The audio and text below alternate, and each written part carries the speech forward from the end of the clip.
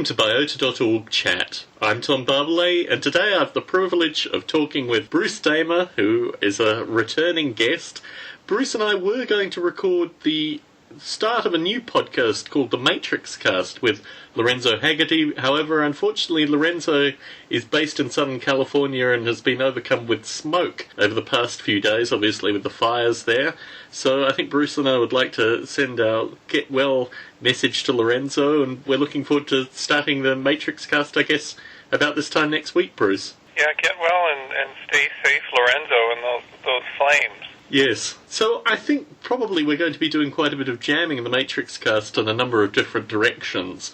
But this evening I wanted to talk about science and space and artificial life and all the stuff we've talked about in the past, but with kind of current updates. I was looking in one of the local bookstores that I survey with regards to what's on the shelf of science, and the space-related books had overtaken almost all of the science shelf. All the books that had God on the spine were pushed down to the corner of the science shelf, and Von Braun and various other folk were gracing the science shelves. Can you talk a little bit about what's happened in the past couple of months with regards to space, Bruce? Well, it's interesting. We're kind of hitting some kind of strange, I wouldn't call it a tipping point, but there's some kind of a transition point around space. You, of course, had Sputnik's 50th anniversary, which was a really big deal, and it concentrated people on finding out, the true story of Sputnik, which was I'd never read before, and it was fascinating. The people who put it on board and set it up and launched it on the R7 booster. But there's other things going on. I just came back from a workshop all weekend at NASA Ames Research Center on humans visiting NEOs, or NEOs, which mean near-Earth objects, i.e. asteroids and perhaps some icy objects like comets that come near the Earth. And there was a palpable realization in the room that at the national level there may be a chance to shift the priorities of the nation's space program a little bit with the election cycle coming up. But outside of that, and of course asteroids are really an exciting target, and they're of interest to the public with a lot of movies like Armageddon and whatnot, and they're fresh. They're a fresh location you could get to, and with a few weeks of in and out travel from the Earth or deep space. But there's also the space tourism. There's the X Prizes that right now in New Mexico is the X Prize Cup going on. There's a space elevator challenge that's just happened. There's the Google Lunar X Prize. I'm organizing a session at the Hackers Conference on all of this, so we can give the hackers community an update. But there's just, of course, the Chinese program. The Europeans are reformulating their vision for space. And there's all these crazy entrepreneurs like Bigelow with his inflatables, and he's launched 2 of those to orbit. So something is happening. We're definitely out of the groove as business as usual, and there's so much innovation and ideas. You have launch of new interplanetary missions as well coming up. Yes, I mean, in terms of the presidential election in this country and how that affects the momentum, I was channel surfing a couple of nights ago and I saw some of the most recent GOP debate, and the only reference that they seemed to make with regards to space was putting missiles in space and things like that. What is your view with regards to a kind of bipartisan pitch on space, and what's your thinking on that? Well, I think space policy is perhaps one of the lowest priorities in any presidential campaign. It's like an afterthought. It hasn't always been that way, but it's been that way for decades, actually. A friend of mine, Rusty Schweikart, if I can call him a friend, I've known him for many years, I called him up regarding the asteroid story that we went public with in July, and he said that I think 2 or 3 of the campaigns had called him, and he's an astronaut was on Apollo 9 in 1969, and asked him, what should our platforms be? This is kind of funny because he said, this has been happening for decades. The campaigns call me and ask me what their platform should be, and I've just gotten into the habit of saying they should be the same as everybody else's platform. There should be one bunch of platform policies for all the parties, and proceeds to try to tell them what the priority should be. But here's a guy that retired from NASA years ago, and he actually, I told the group this week at Ames, you should call Rusty, because if you want to influence, what the next president thinks should be done, I mean, this is the first person they're calling. You do get the sense that there are only maybe half a dozen, if not less, people who are really formulating the debate with regards to space in particular. Now, in terms of the plurality of people, you're talking about the meeting at Ames, and what you're really doing here in some regard is talking about what the near and distant future will be with regards to space exploration. What is your sense in that kind of stepping stone?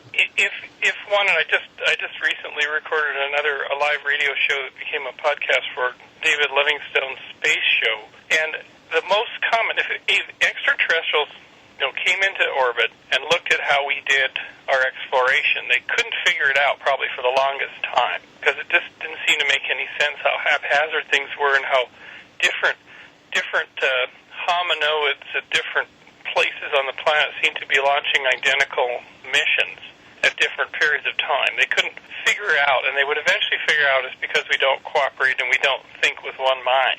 And they would start scratching their heads and thinking, how can this be? How can all of these sentient or semi-sentient beings not sort of figure it all out and do the one thing that makes sense? This is, of course, our Achilles heel, that we're in this reinvention competition, constantly doing that. It does create some innovation, but truthfully the most sensible strategy, and it's not something you'd ever see brought up at a NASA meeting, is the following. It's actually to go out into the solar system, characterize all the little objects that whiz past, that come into the inner solar system, figure out that if you could get one of the objects that's full of rich materials, comets are a good example, but you can also find this in some asteroids, materials like water ice, methane, various other rich, what they call volatiles, things that sort of boil off if they're subject to heat, but other materials too, iron, calcium, carbon, whatever. Take one of those objects, put a gravity tractor system next to it, or whatever capture mechanism you work out, and bring it into low Earth orbit. Once in low Earth orbit, now of course, this is an intelligent sentience that would not be, there wouldn't be half of the aliens believing the other half were about to hit them with a rock. They would be doing it for the whole species. And they would bring it into low Earth orbit, or low planetary orbit, and start to mine it, because it's basically, they're made out of the same stuff. Our bodies and our oceans and plants and animals all contain these same elements that came in during the birth of the Earth and throughout its life. So to survive in space, you bring one of these rocks close in, you mine it, you get your rocket fuel, you get your consumable water, air, other materials to build gardens or hydroponic support, to build structures ultimately, and then you may bring several of these into lower. You may park one or two of them at Lagrangian points and use them as stepping stones, and you may change the orbits throughout the solar system of these things so you can go from one to the next and refuel. And that is the most common sense mechanism to go off into explore your neighborhood. In terms of the energy use models associated with this, I had the privilege of talking with you and Brad Blair. It was. The energy models associated with this have always puzzled me in some regard. In terms of the energy required to move one of these near-Earth objects into low Earth orbit, and the kind of energies involved in moving these vast things. I mean, obviously you're using gravity to do a large portion of the heavy lifting in some regard, but what are the kind of forces that are required in order to do this kind of manipulation? Well, it turns out, and this is an interesting backstory, I met for the first time this weekend Ed Lu, and Ed Lu's a highly respected astronaut who flew on board the space station, and he's now working at Google. So he's moved to Silicon Valley where he can't afford to buy housing. From Houston to Silicon Valley, it's a big shocker, sticker shocker. And Ed actually worked out the math to use just a multi-ton robotic spacecraft, probably using an ion propulsion drive or something that can run continuously, how if you had this alongside a fairly large asteroid, it could be actually half a mile, kilometer, whatnot, and have it on a station-keeping orbit, going alongside for, it could be for several years, that you could create a slight shift in the orbit of several hundred miles so you could avoid having it crash into the Earth. And this was a mitigation strategy, and this got put into a film at the Hayden Planetarium in New York City. One of their shows called Cosmic Collisions features this, sort of a conceptual vision of saving the Earth from one of these impactors. But it turns out that the new surveys have characterized tens of thousands of these inner solar system objects, and when they put up a couple of new devices, they'll probably find 1 million of objects. And of course, there's probably well over 1 trillion comets, some of which come into the inner solar system now and then we see them. So what you really are, it's a kind of a shell game.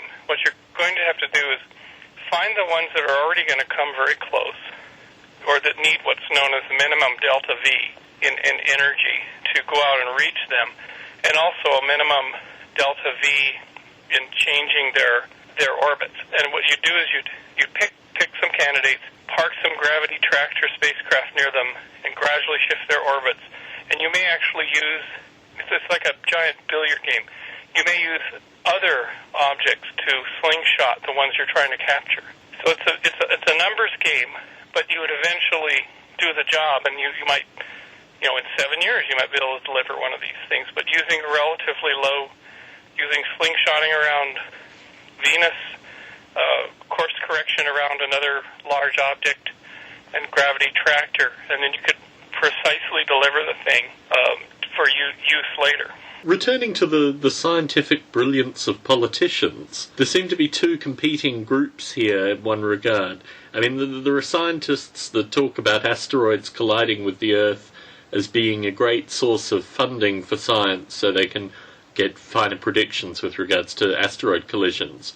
And what you were advocating is actually, rather than getting these asteroids to collide, to get them to come extraordinarily close to Earth. How do you sell that to a non-scientific audience when they have an immense fear of these large near-Earth objects actually colliding with Earth? Well, as the aliens would have found out, it would probably be virtually impossible to sell it. Now, if mother expediency came into play, say for instance, for some reason, human beings had to get a lot of material launched into the solar system quickly, maybe because there is an impactor coming in, and they realize we need a bigger engineering, we need to do a big engineering project within 20 years to solve this problem. Then, of course, I think you could argue the case. You could say you need, 1 million tons of hydrogen, oxygen, rocket fuel within 6 years or within 10 years in orbit to be able to carry out all this stuff.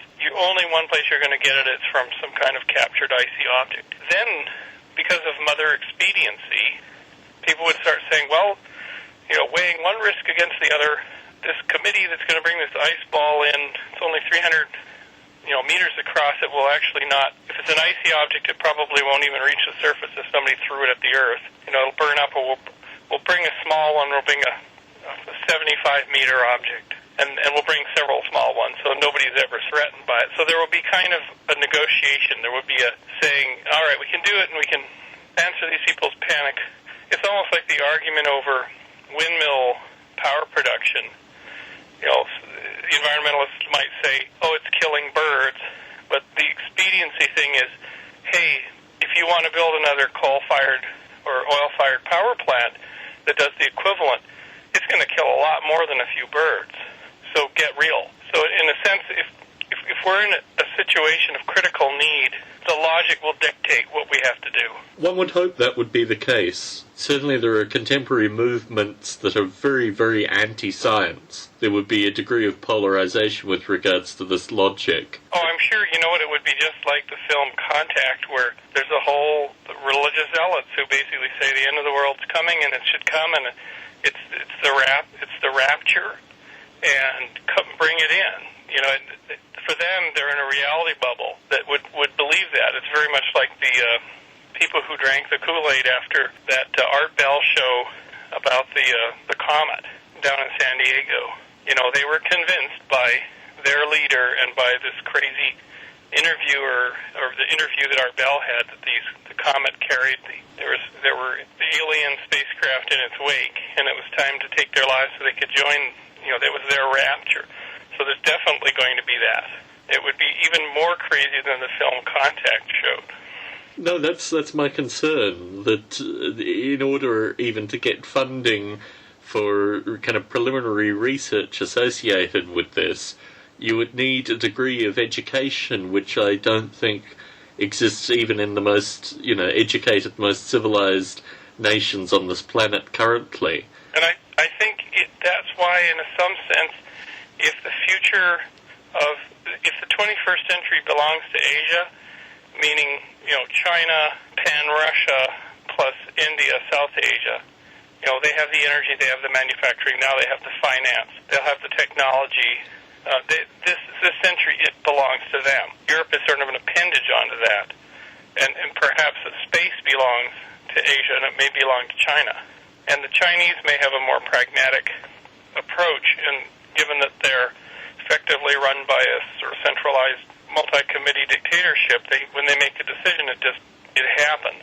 There isn't a sort of religious political movement there that will sway the Communist Party if it decides it wants to do something.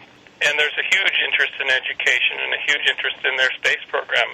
Everybody knows and cares about it. In fact, I may be going to Shanghai to talk to a university there about their lunar rover designs.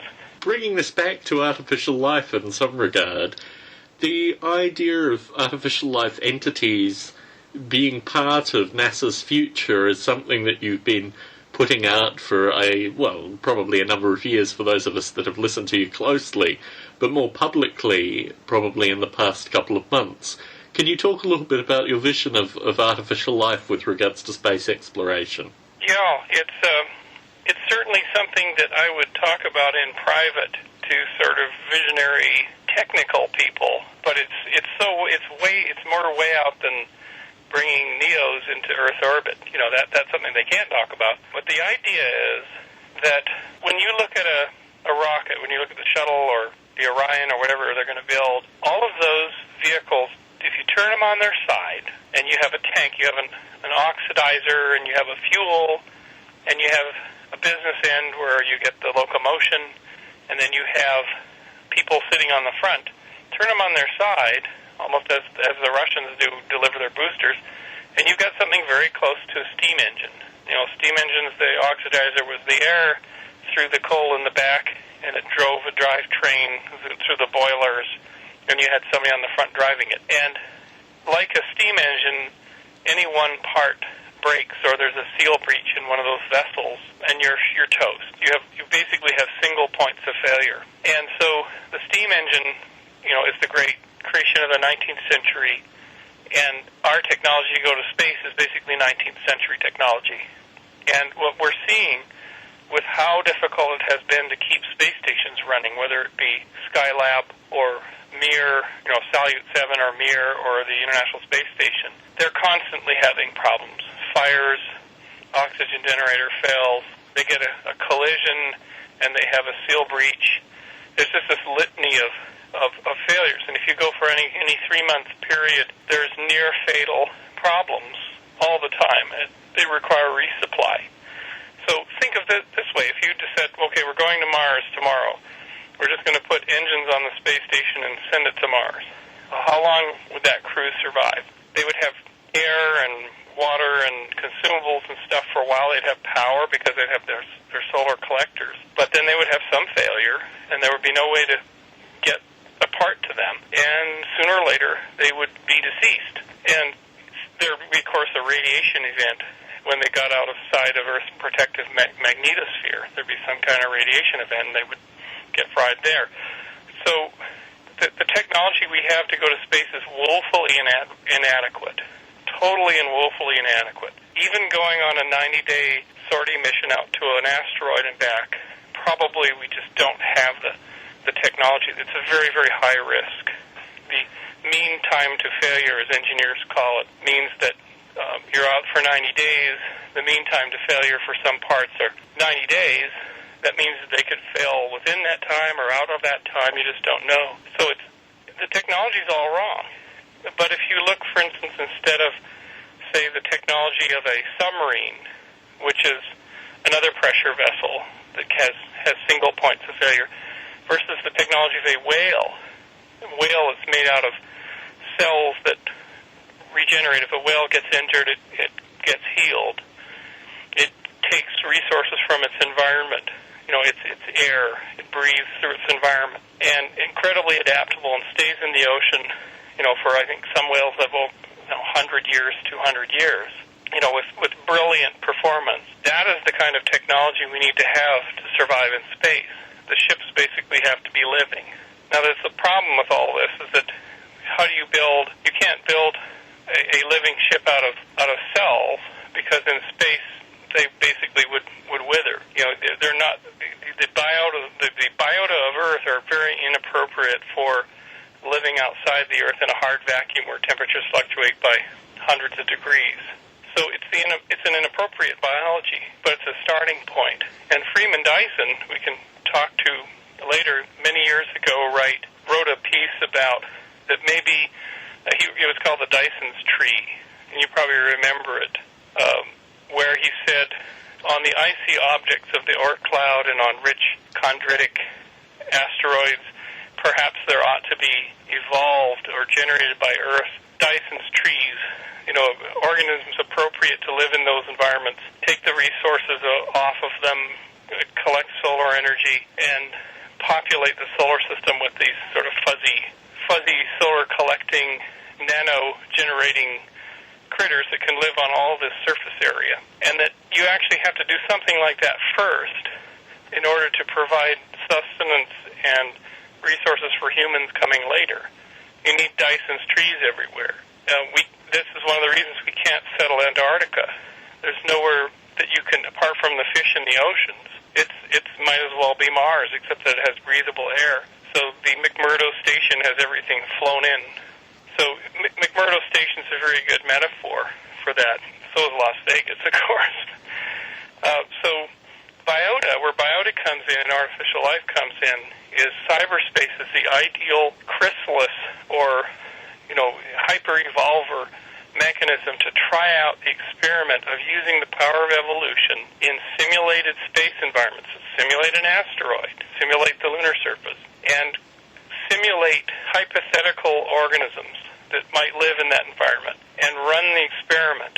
And it might take decades, but perhaps after 20 or 30 years, you might say, with all certainty, if we could make a creature out of the following elements that had the following energy collection here, and the following way to reproduce here, and the following way to digest here, they could live natively in this environment with a high survival rate. And that's really the first step to moving Earth's biota off of the planet. And there's one little caveat here. Earth's biota may be off the planet a long time ago in the form of bacteria in crustal ejecta rock that has been thrown off of our planet, or that's maybe possibly where life would have come from in the first place, and that's the panspermia hypothesis. So life may be extant in the universe, but it may be very slow metabolism bacteria in these wet, hot, or wet, or dry, cold rock. But it isn't really able to operate. It basically becomes comatose. So biota, in the experiment of artificial life, if fully directed, could solve this problem. And the ETs coming into orbit might say, are they trying to evolve forms of life that can go outside of their own planetary birth sphere? And they'll probably find that a few people, notably people on telephone calls to Las Vegas, are thinking about this. The thing that I've always wondered about is, okay, you send out these biota, they colonize the planets, and then you send the humans. You're talking about 90 days in space. Can you talk a little bit about human psychology over this period of time and how perhaps artificial life could be used to fix the problems with human psychology in terms of traveling such distances in such environments? I think there's several ways to do it. If one said, gee, people will go crazy in a tin can for 2 years, or there may be a certain type of person who just doesn't go crazy, who knows? But would you want to go and have a beer with them? I don't know. For instance, if you say a healthy human is one that has a reasonable amount of space, is surrounded by some kind of a natural environment that's reassuring, good foods, variation, not having boredom, things to do, they might be arrive quite psychologically healthy. And if you remember this film, I don't know if you remember, Tom, the film Silent Running, which starred Bruce Dern. done by Douglas Trumbull, did the special effects. But that film showed these domes on a ship. This is a film from '72, and there were gardens in there. And those domes were meant to save the Earth's biota. The Earth had become this desolate, polluted, overcrowded sphere, and some project had put the last of the biospheres onto these ships and sent them out in the solar system.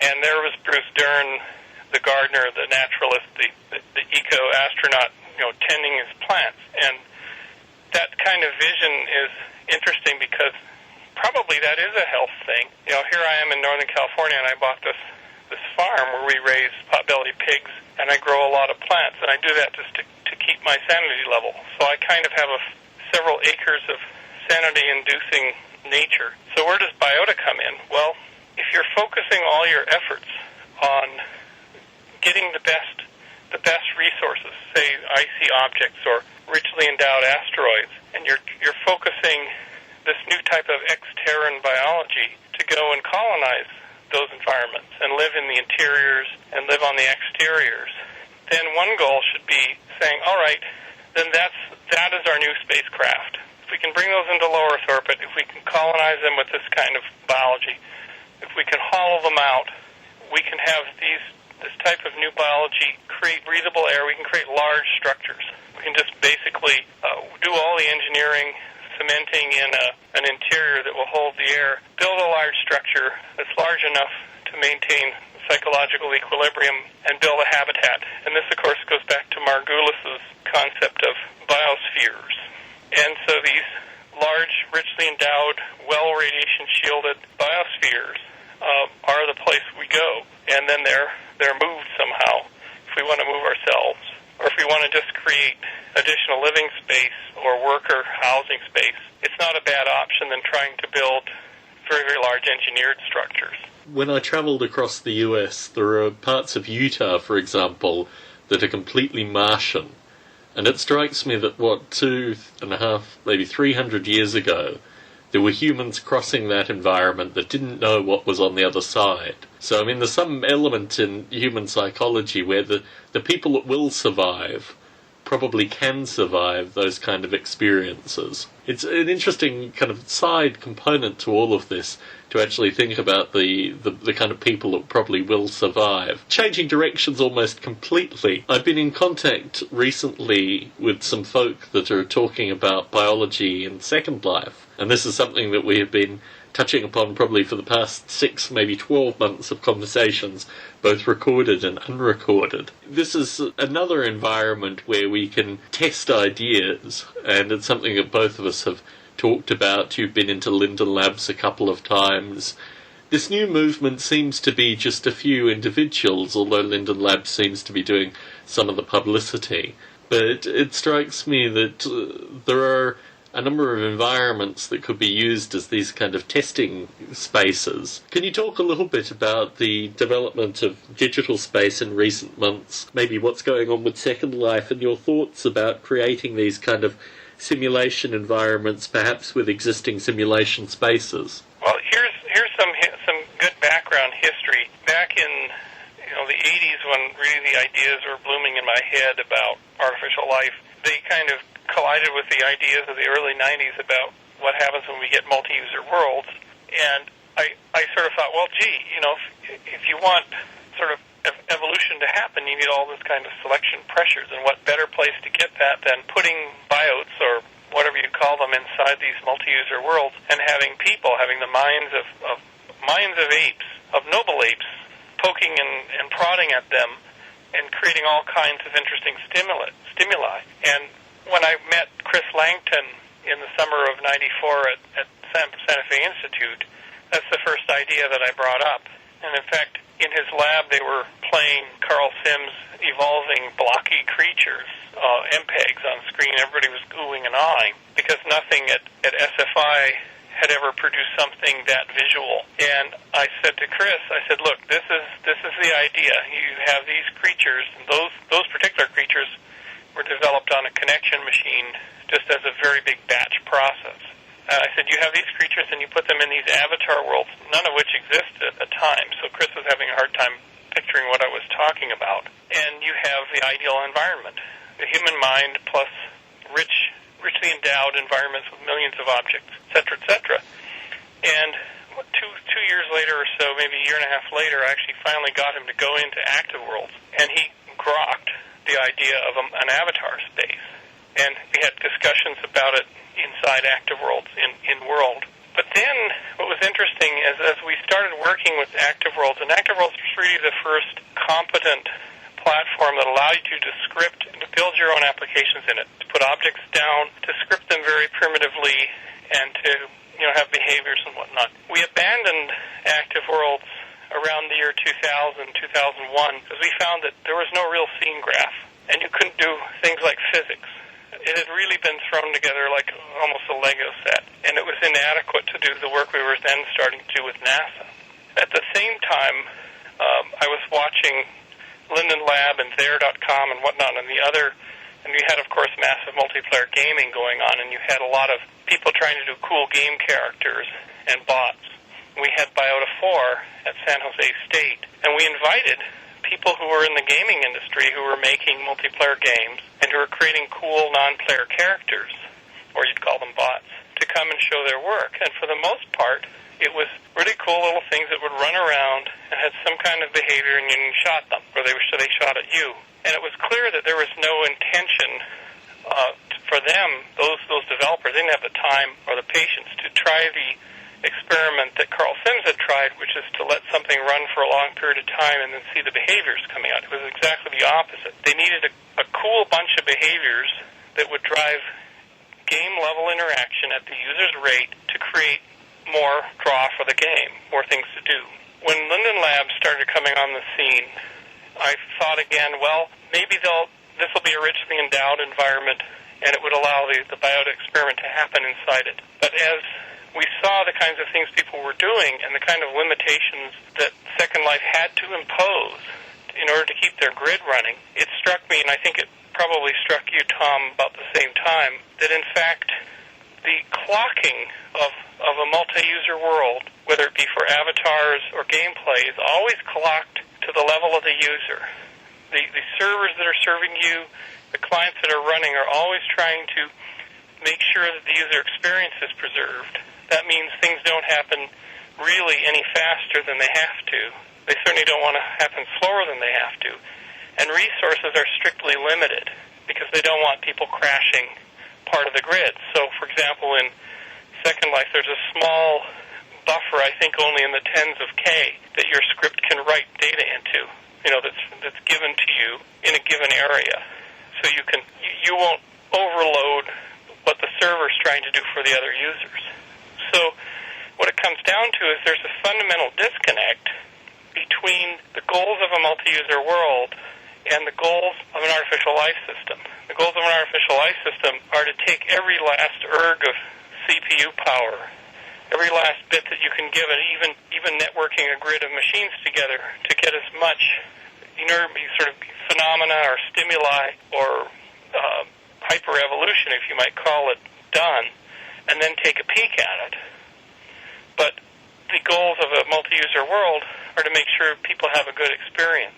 So one of them is fundamentally kind of an offline thing, with an occasional slowing down of the clock. I mean, if you decided I'm going to go into my Biota universe, I'll temporarily slow down the clock so that my mental capacity for understanding what's going on, I can actually understand this.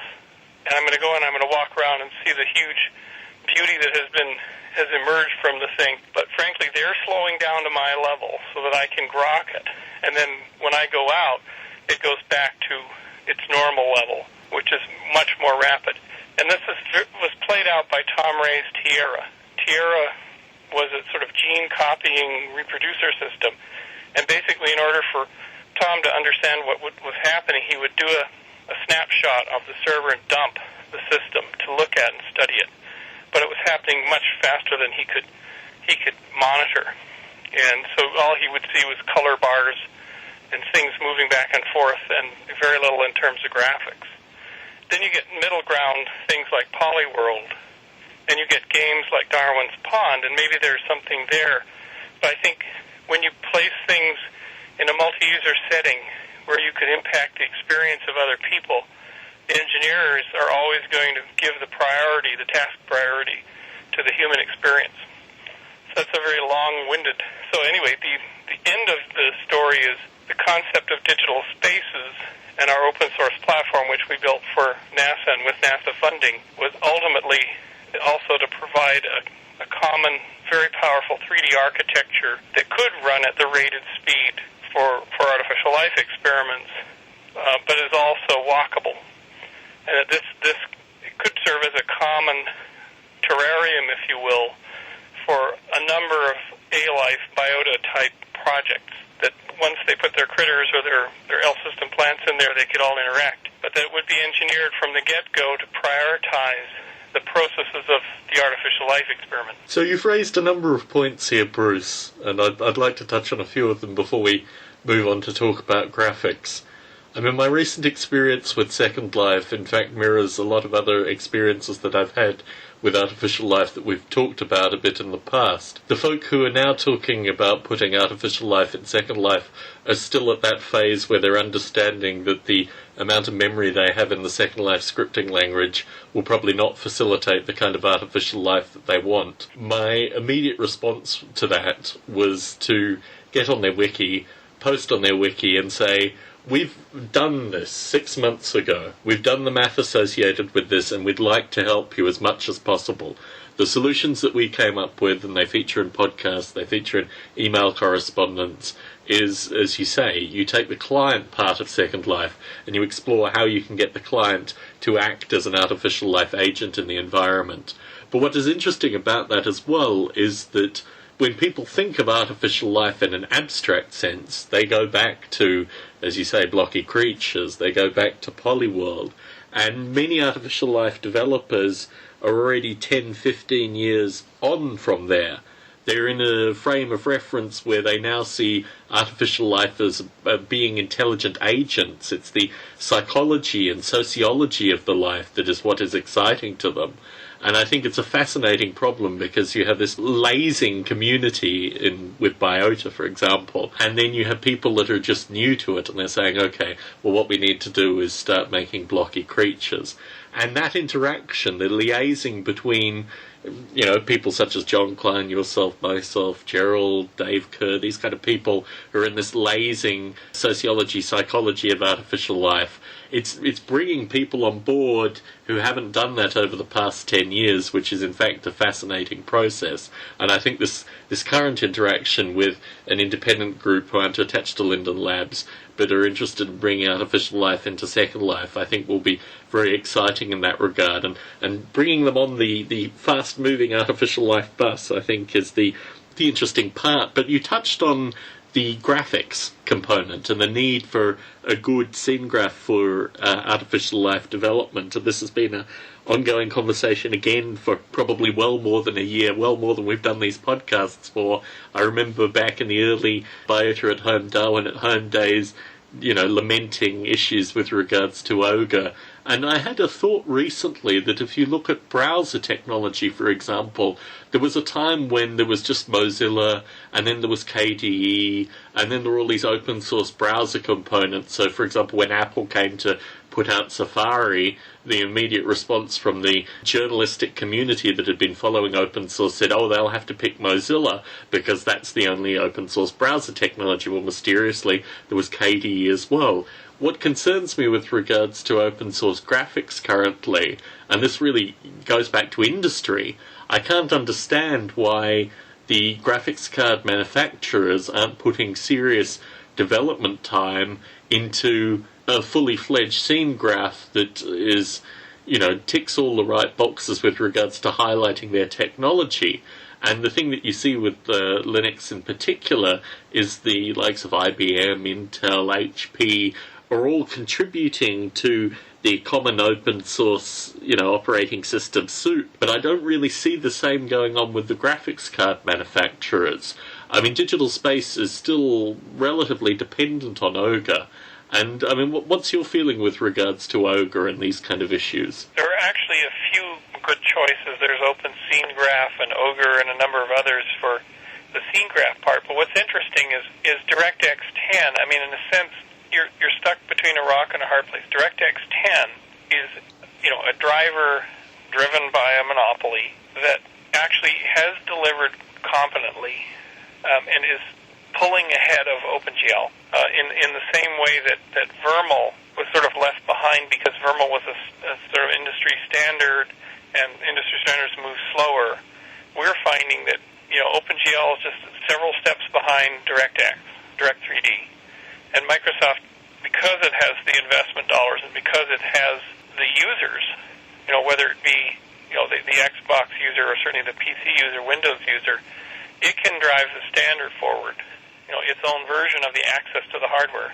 So you'll see as DirectX 10 rolls out, there's DirectX 10 compatible cards, which drives the sales of those cards because they do all these cool effects. But the more and more, there's more scene graph inside Direct3D.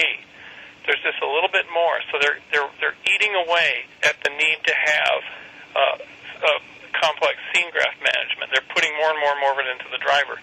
Just as in the physics side, we use OD, Open Dynamics Engine, to do physics and software. Well, physics is moving into the hardware on the card. So then physics now becomes accessible via the drivers, DirectX or OpenGL, and probably DirectX first. And so then the physics is managed by the driver. And that's a big part of what you do when you develop environments. So you're, in effect, over time, you're beholden. The custom software components or the custom hardware components end up getting gobbled up by standard facilities in the operating system. And that's the story of Microsoft, of course, is gobbling up those lower-level standard functions that used to be done by whole industries are now just built in. That's how they built the power that they have. So for someone to develop a scene graph technology, say, for instance, a vendor of cards, of graphics cards, it's very tough for them to do it because it's a very complex and probably a very unprofitable use of their time when they have low margins on selling high volumes of these cards. So that's not really their business. And Microsoft, they really recognize that Microsoft is going to have a linchpin hold on the scene graph over time. It's going to do more of what the scene graph does. And then at the other side, you've got engine developers at the major, software houses building games, and their engines are really sophisticated and do incredible things, and they're custom or they're very expensive if they're sold as an integratable component. And nobody wants to really go and compete with them either. So the open scene graph people live in this very, I wouldn't say precarious, but I'd say a limited space that over time will shift. So there isn't a lot of motivation from anybody other than, say, people passionate about making cool scene graphs. So you really have to use what you can get at this point and put together what you can put together with what's out there. And my belief is that back in 2004 when we really started to push to build digital spaces, the guys in Australia did this review of all the components and at the time said, hey, they're competent enough to put together to make a powerful environment and we should try to do this. And that's when we started. But you really had a limited selection. And luckily, turned out for us, when we put it together, it delivered project after project. I guess the analogy for me is slightly wrong because I deal directly with Intel, and the analogy with regards to Microsoft being the be-all with regards to chipsets is not really the case. My sense, and I could be completely wrong on this, but the graphics chips are really of two companies, one of which was acquired by the competitor to Intel. So I recall maybe 3 or 4 years ago, the chipset manufacturers that were the default graphics card manufacturers started touting their own particular SDKs that tune things for their own particular cards. I can't understand why that didn't translate into... well, I do understand the market forces associated with games technologies, and I think they're, as you point out, not to be messed with and sway a great degree of weight. But if there is going to be a cutting edge, aside from game development, which one would hope there would be, surely it is in the interest of the people that make the graphics chipsets, the companies that make the graphics chipsets, to actually produce specialized or better SDKs than the current stuff that Microsoft is producing for generic graphics manipulation. And I mean, I could see a situation where if one of these two enterprises that produce the graphics chips decide that they are going to produce an open source SDK, that it could give them, or maybe not an open source, maybe as Intel does with their compiler, maybe $60 to $80, but would just give them a subtle advantage that would make it a no-brainer for the likes of Digital Space and Brevet and all these other artificial life users, and potentially the likes of Linden Labs and these kind of things, to just exploit a particular chipset slightly more than whatever the latest Microsoft mush is coming with. So, I mean, I guess that's my contemporary frustration, that in developing artificial life systems, I want a degree of graphics and a degree of speed and a degree of camera mobility and these kind of things, which I'm just not seeing in the contemporary market, even through the likes of the latest technology from Microsoft. And there needs to be something that pushes that forward. Now, maybe what you're saying is that we should partner with games companies. Well, here's something else that just happened. As you know, I was visiting the Institute for Advanced Study in Princeton, and Pete Hutt, who's my contact there, he's an astrophysicist professor, they had just held, I think it was in April, you probably knew about this, I think I heard about it through the grapevine, they held a special meeting there on the use of direct programming of the pipelines of GPUs for scientific purposes. And this is something that for several years, I've heard bantered around the community, from the mining engineering community to people trying to simulate bulk materials to simulating very, very massive supercomputing type simulations, basically saying we don't need those arrays of Unix machines with hard drives. We just don't need them. Our simulations are serializable, where you can start these streams and they can be done in lockstep. All we need is access to those GPUs and those vector pipes to run them directly. And so they had a conference. There's probably been several meetings around the world, but there was one at the Institute, and members of the companies would come, I guess from NVIDIA and the major companies, and they've probably heard this time and time again, but for them it's like, oh, well, on every release that we do, we change the low-level programming APIs, and there are no standards, and we can't afford to lock something in because the market we would support is so small. It's not even a blip on our radar to support you guys. It's all well and good, and you can certainly do this kind of programming, but we can't guarantee it's not going to change when you buy an upgrade and get new hardware. So there isn't an economic driver there. It may appear there may be a critical mass is reached, and then you suddenly get your hands on the lowest level of the graphics cards, which actually are more powerful than, of course, the Intel or AMD processor in your PC. Or someone may just decide to take a generation of NVIDIA cards and put 64 of them in a rack and power them all up and cool them down, and then just make a special purpose processor. But that would be a one-off. That's sort of an example of people trying to gain access to this power without having to go through DirectX. But then the problems of the economics and no standards and little brain bandwidth from the manufacturers to deal with these custom applications. I guess my personal frustration is just I'd like to see things in graphics that I can't currently do. While I explore, various avenues, that takes away time from kind of core artificial life development. So it's more a kind of personal message than anything with regards to the issues in contemporary scene graphs. I think the interesting point may be finding a way for artificial life developers to liaise with game developers. And I think in probably the past maybe 6 Biota interviews I've done, it has appeared in at least 4 of them, sometimes naturally, sometimes something that I've instigated. So I think there is some critical mass there with regards to at least the artificial life community creating something that may be more receptive to the game community in time. And of course we have to see how Spore does, because I think it's billed as an evolution game, but it's procedural. It's connecting together pre-existing widgets, so there really isn't. It isn't artificial life, or won't be. If that's my understanding, you may have better insight.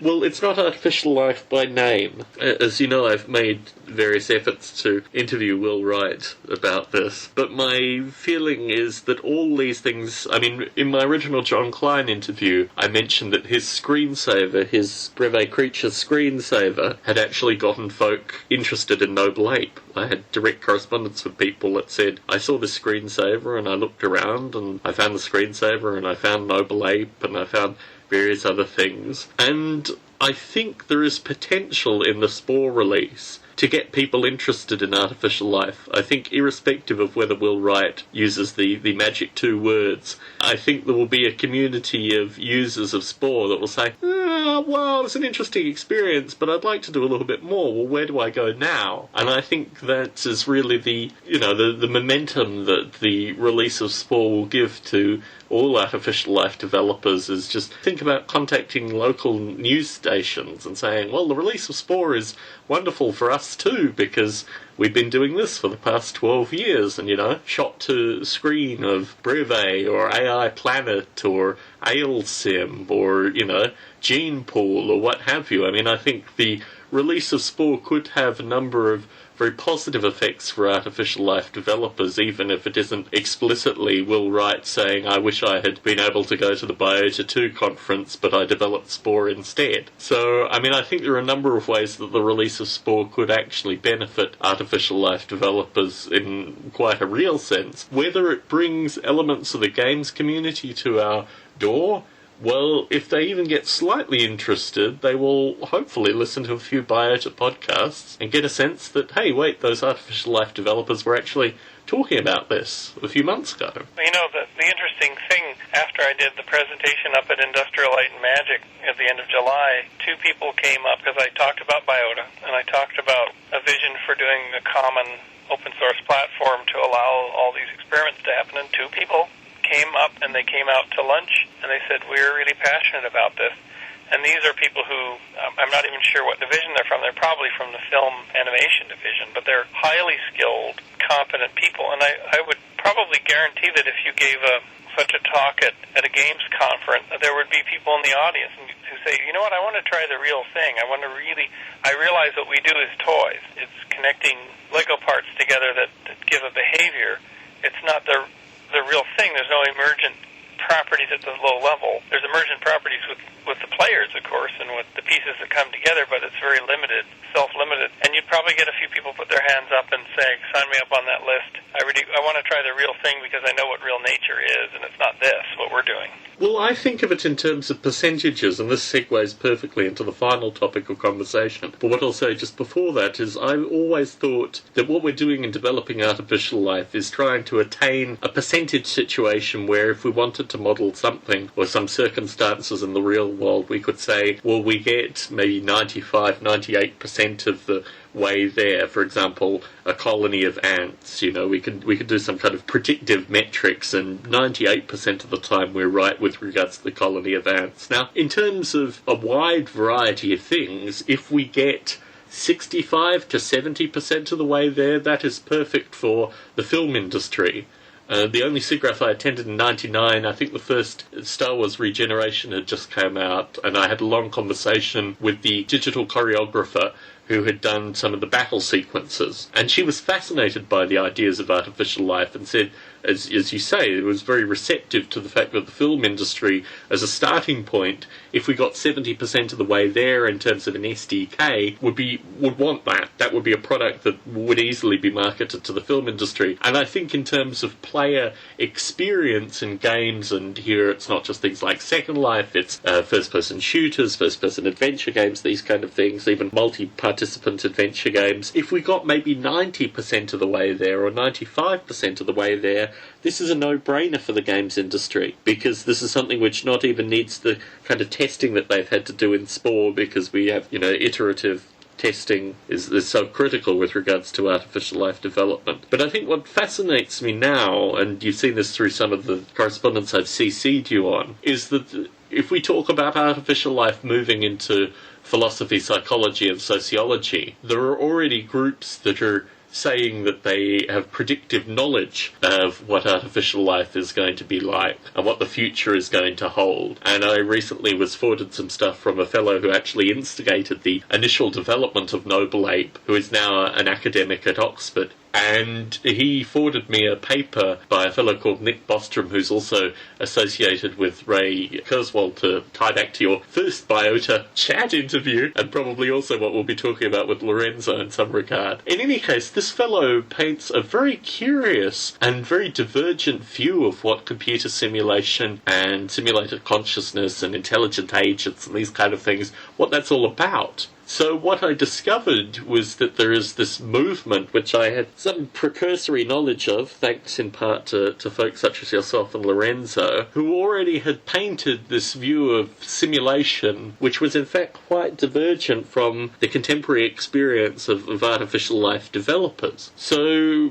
this is a philosophical movement that discusses and predicts things that happen in the real world. And this was a fascinating interaction in my part, because I was able, in relatively short order, to rebut a majority of initial premises and also talk quite strongly about how the argument and principles of the arguments were fundamentally wrong. So what's fascinating me as a sideline project is this idea of artificial life and the process of simulation and the philosophical theory of simulation, things that Margaret A. Bowden, for example, who was a speaker at Biota 2, published in her Philosophy of Artificial Life more than a decade ago now. I think it was 92, 93 when that came out. But really that movement, in terms of artificial life developers, hasn't moved on. But obviously Kurzweil's movement are talking about a future based on components that hinge very heavily on artificial life. What's your thinking with regards to all of this? You mean as far as sort of the philosophical or industrial applications? Let's start with the philosophical applications. Well, I think certainly, you're getting into kind of, it's even mushier territory, because you get into what is consciousness, or what is culture, what is memetics, what are symbolic representations, belief systems. And that's such shaky, it's the slipperiest of grounds, because it's completely subjective, it's completely culturally based. And so I think that it's almost like speculation, say, about social memetics is still in the realm of hand-waving fantasy to a large extent, because you could say, well, an idea will spread across the internet and it will morph and change, and therefore that's artificial life at the level of ideas. But that's even more of an abstraction removed from what an understanding of life at the low level is, which is a whole bunch of complex chemical and electrical processes. So we're actually labeling something that is a copying mechanism, and we're trying to, it's not even anthropomorphizing, it's biopromorphizing something that is so far removed from biology that there really isn't any way to comment on it.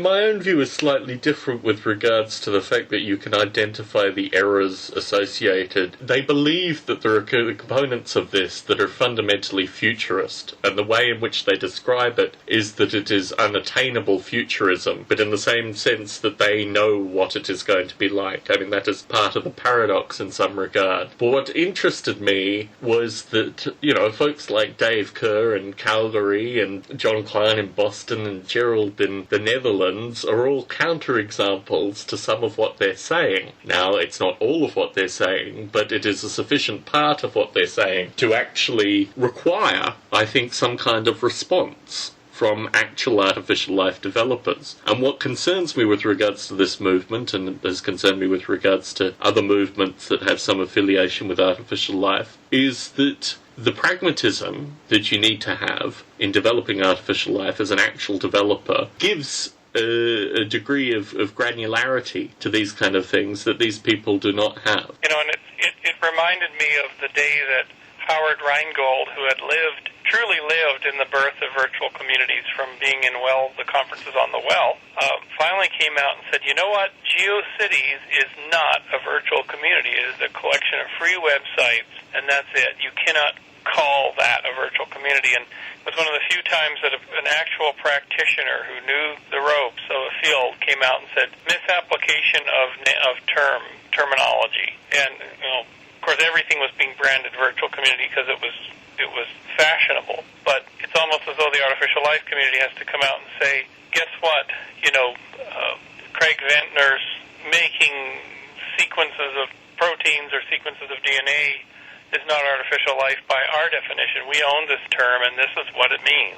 And this is what its original intent was back in the mid-'80s. And you can't use this term. You have to create your own term. Sorry. Thank you very much. I agree entirely, and what fascinates me, returning us to the start of this conversation, is that I look at the science shelves in bookstores, which was primarily the reason that I got into developing artificial life, was going through academic remainders bookstores where I was from and buying books because they were relatively cheaply priced on biology and computer science and philosophy, and reading these books. And if these books are no longer in the shelves, my concern has always been what replaces these books. Well, as you've stated, our good friend Craig Venter, who is redefining what artificial life is as we speak, is there. There are people like Dawkins who haven't talked about artificial life for 2 decades and have open invitations to appear on this podcast. His stuff associated with theology is in the science shelves. And then we have Ray Kurzweil, who did some CRC-related stuff and was very big in digital character recognition, but that gives him a right to talk about artificial life, a field which I understand he has never had any real development in, and the people that he associates with appear not to have any real development in as well. So it then begs the question, as artificial life developers, how do we put our hand up and say, hey, wait, what's going on here? This isn't really totally kosher. Now, there is a part of the movement, and I know I'm going to get emails about this, and I know who I'm going to get the emails from, but there is a part of the movement that says that all publicity is good publicity in this case. And the fact that Craig Venter is using the term artificial life is in fact far more important than what he is using it to brand. And I think that's a curious argument in some regard, because as soon as you put your hand up and say, hey wait, this isn't quite right, as I'd like to do with regards to the books that appear in the science shelves, you immediately have a division within the community that would say, but wait, at least he's saying the words artificial life.